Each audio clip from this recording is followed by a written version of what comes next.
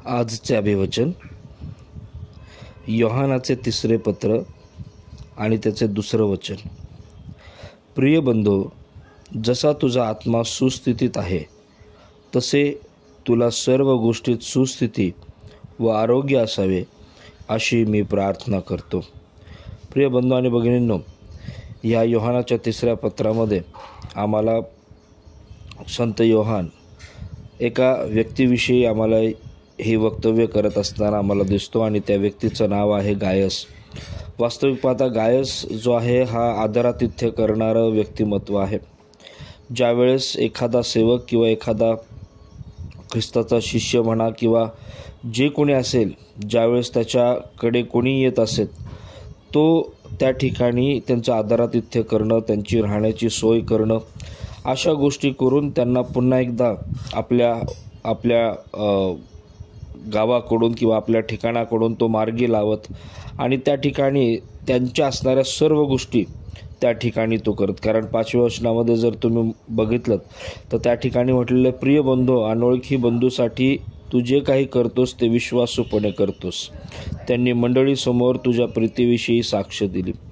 आणि असं असताना गायसाविषयी एक महत्त्वाची गोष्ट संत योहान ह्या ठिकाणी म्हणतो आणि ती म्हणजे तो त्या ठिकाणी म्हणत आहे की जसा तुझा आत्मा सुस्थितीत आहे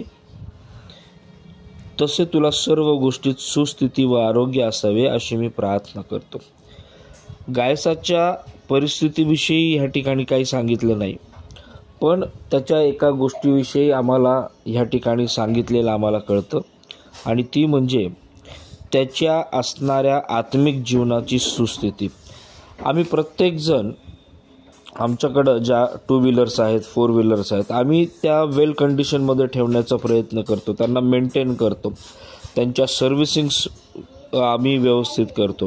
प्रिय बंधू आणि भगिनींनो, आमच्या आत्म्याच्या मेंटेनन्सविषयी काय, आमच्या आत्म्याच्या सुस्थितीविषयी काय, आमच्या आत्मिक जीवनाच्या सुस्थितीविषयी काय। आणि म्हणून हे देवाचं वचन आज आम्हाला रिमाइंड करतं की आम्हाला ज्याप्रमाणे आमच्या शरीराची काळजी घेतो, आमच्या वस्तूंची काळजी आम्ही घेतो, त्याचप्रमाणे आम्ही आमच्या आत्म्याच्या सुस्थितीविषयी सुद्धा विचार करणं गरजेचं आहे। जो आत्मा सुस्थितीमध्ये आहे, जी व्यक्ती सुस्थितीमध्ये आहे आत्मिक दृष्टिकोनातून, त्याचे परिणाम पुढे आम्हाला त्या ठिकाणी दिसतात। कारण त्याच्याविषयी म्हटलेलं आहे, कारण तू सत्याने चालतोस अशी तुझ्याविषयी बंधुजनांनी येऊन साक्ष दिली, त्यावरून मला अत्यानंद झाला। 3 महत्त्वाच्या गोष्टी प्रिय बंधू आणि भगिनींनो या ठिकाणी कळतात। एक, ज्या व्यक्तीचं आत्मिक जीवन सुस्थितीमध्ये आहे तो व्यक्ती सत्यामध्ये चालणार आहे। सत्यता हे त्याचं मेन त्या ठिकाणी अस्त्र असेल किंवा पवित्र शास्त्राधारित त्याचं जीवन असेल। सत्यता त्याच्या जीवनामध्ये दिसते। दुसरी महत्त्वाची गोष्ट, बंधुजनांच्याद्वारे असणारी त्याची साक्ष त्या ठिकाणी दिसते, त्याची साक्ष आम्हाला त्या ठिकाणी व्यवस्थित असताना दिसते। आणि तिसरी महत्त्वाची गोष्ट संत योहान म्हणतो, त्यावरून मला अत्यानंद झाला। तिसरी महत्त्वाची गोष्ट, जी व्यक्ती आत्मिक रीतीने सुस्थितीमध्ये आहे ती सत्याने चालते, त्या व्यक्तीची साक्ष खूप सुंदर असते आणि ती व्यक्ती इतरांच्या आनंदासाठी कारणीभूत ठरते। म्हणजे आमचं आत्मिक जीवन इतरांना आनंद देणारं असतं।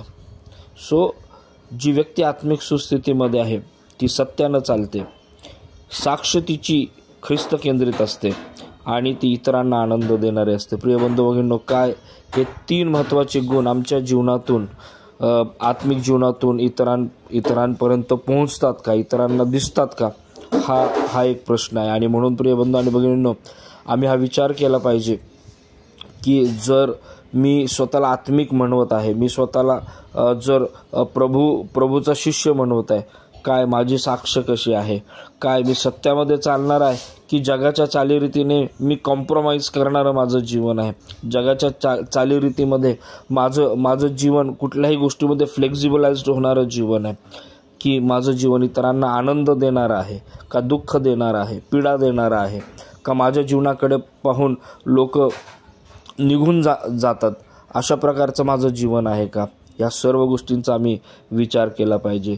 जी व्यक्ती सुस्थितीमध्ये आहे ती ख्रिस्त केंद्रित जीवन जगते, ते ख्रिस्ताचं गौरव करते आणि स्वतःच्या उन्नतीसाठी आणि इतरांच्या उन्नतीसाठी सतत आणि सतत झटत राहते. त्या प्रकारचं आमचं जीवन आम्ही तयार करणं गरजेचं आहे, यासाठी की हे जीवन प्रभूनं आम्हाला दिलेलं आहे आणि त्याच्या गौरवासाठी, त्याच्या कार्यासाठी, त्याची उद्दिष्ट पूर्णतेस नेण्यासाठी आम्हाला झटणं या ठिकाणी गरजेचं आहे. देवबाप आपल्या सर्वांना आशीर्वादित करो.